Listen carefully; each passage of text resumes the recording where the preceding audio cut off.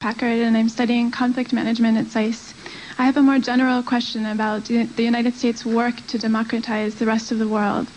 Many have viewed the United States' effort to democratize the world, especially nations in the Middle East, as an imposition or invasion on their sovereign rights.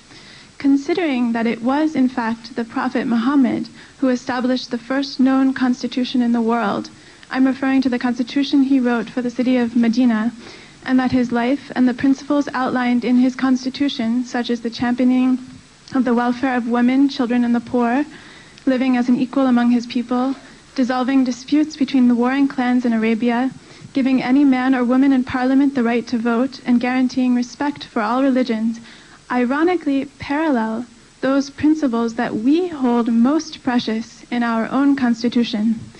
I'm wondering, how might your recently formed Iraq study group under the U.S. Institute for Peace explore these striking similarities to forge a new relationship with Iraqis and educate Americans about the democratic principles inherent in Islam?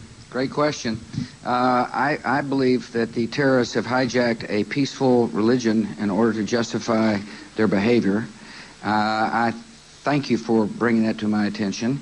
I will pass on your comments to James A. Baker, who's one of the chairmen of the group going to Iraq.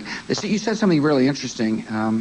Initially, you said, people view America imposing its beliefs.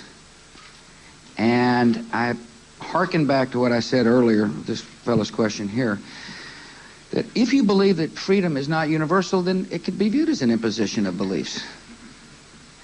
I'm not saying to countries, you got to look like us or act like us, but I am saying, give your people a chance to be free. And I think it's necessary for America to take the lead on this issue. I think it is vital for our future that we encourage